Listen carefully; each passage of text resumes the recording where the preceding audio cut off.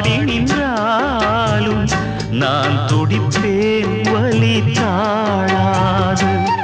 10 மாசம் சுமந்து பட்ட பாடும் மறந்து பிள்ளை செல்வம் பிறக்க அள்ளி கையில் எடுக்க